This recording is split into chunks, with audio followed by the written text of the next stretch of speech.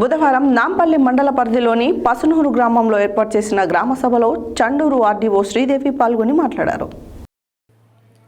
బుధవారం నాంపల్లి మండల పరిధిలోని పసునూరు గ్రామంలో ఏర్పాటు చేసిన గ్రామ సభలో చండూరు ఆర్డీఓ శ్రీదేవి పాల్గొని మాట్లాడుతూ ప్రభుత్వం ప్రవేశపెట్టి అమలుపరుస్తున్న సంక్షేమ పథకాలు నిరంతర ప్రక్రియ అని, ప్రజలు ఆందోళన చెందవద్దని, నియమ నిబంధనల ప్రకారం లబ్ధిదారుల ఎంపిక జరుగుతుందని తెలిపారు.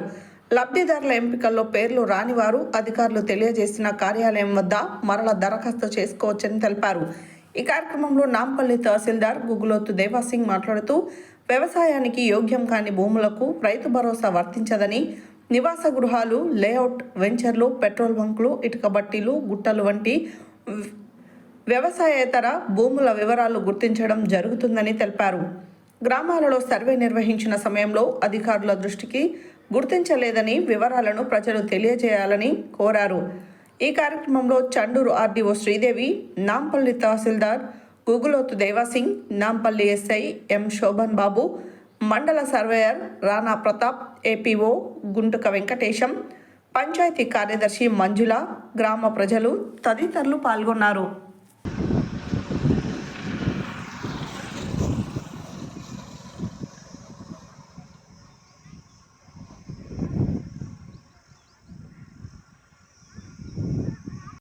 నాలుగు కౌంటర్లు అక్కడ ఏర్పాటు చేస్తున్నాము. ఇందిరమ్మ ఆత్మీయ భరోసా భూమి లేని నిరుపేదలు ఎవరైనా ఉన్నా కూడా దరఖాస్తు రాసియొచ్చు. అలాగే రేషన్ కార్డు రాని వాళ్ళు మేము అప్లికేషన్ ఆడ పెడుతున్నారు కదా, 182 అప్లికేషన్ మీరు ఇంతకుముందు ప్రజాపాలనలో ఇచ్చిండ్రు, వాళ్ళను కూడా చదివినిపిస్తాము. అందులో పేరు అడిషన్ కానీ కొత్త రేషన్ కార్డులో కానీ లేకపోతే ఆ వ్యక్తులు కూడా దరఖాస్తులు ఇవ్వచ్చు. ఆ కౌంటర్ ఒకటి ఉంటుంది. ఇందిరమ్మ ఇండ్లకు సంబంధించిన 2 లిస్టులు ఇప్పుడు మనం చదువుతున్నాము. ఆ లిస్టులలో కనుక లేకపోతే ఖచ్చితంగా మీరు కూడా దరఖాస్తు ఇవ్వచ్చు. అలాగే రైతు భరోసాకు సంబంధించింది అందులో మేము ఇది కూడా చదివినిపిస్తాం. వ్యవసాయేతర భూములు అంటే ఇప్పుడు మనకు ఇక్కడ రోడ్లు పోయినాయి, ప్లాట్ చేసిన భూములు, లేఅవుట్ లేకుండా ప్లాట్ చేసిన భూములు, ఇండ్లు కట్టుకున్న భూములు, మిట్క బట్టీలకు ఉన్నటువంటి భూములు, ఇంకేమన్నా ఉంటే ఫంక్షన్ హాల్ కట్టుకున్నాయి, పెట్రోల్ పంపు ఉన్నాయి, ఇవన్నీ గుర్తించినాం. వ్యవసాయేతర భూములు, వ్యవసాయానికి పనికిరాని భూములు, గుట్టలు, రాళ్ళు, రప్పలు, వాగులు అవన్నీ గుర్తించినాం. అవి కూడా చదివినిపిస్తాము.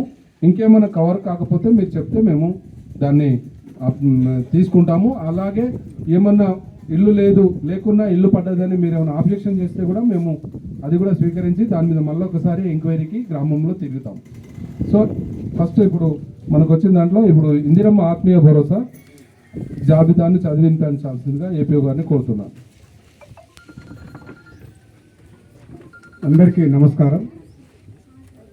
గత సంవత్సరం అంటే ప్రభుత్వం నియమ నిబంధనల ప్రకారం 2023-24 సంవత్సరంలో ఒక కుటుంబం కనీసం 20 రోజులు పనిచేసి ఉండి వారికి భూమి లేని వారికి ఈ వర్తిస్తుంది. ఇదేంటంటే దీనికి సంబంధించింది మనకు కంప్యూటర్ అంటే ఏదైనా కానివ్వండి అందరికీ ఇస్తున్నారు. మరి ఎవరికి ఇవ్వట్లేదు అంటే వ్యవసాయానికి ఉపయోగపడని భూమికి మాత్రమే ఇవ్వట్లేదు. ఇప్పుడు కొండలు గుట్టలు ఉన్నాయి, వ్యవసాయం చేయట్లేదు, చేయడానికి పనికి రాదు, మరి దానికి ఇవ్వచ్చా? ఇవ్వదు, అది ఇవ్వట్లేదు. తర్వాత వ్యవసాయ భూమి కింద మా ధరణి లోపల లేదు అని అంటే భూభర్తిలో నమోదైంది, రెవెన్యూ రికార్డ్స్లో నమోదైంది, కానీ అక్కడ ఇల్లు ఉంది, వ్యవసాయం చేయట్లేదు. ఇంటికి వస్తుందా రైతు బంధు, రైతు భరోసా? రాదు, అది కూడా ఇవ్వట్లేదు. లేఅవుట్స్ ఉన్నాయి, అక్కడ కూడా వ్యవసాయం చేయట్లేదు. అట్లాంటి వాటికి మాత్రమే మనము ఇవ్వట్లేదు.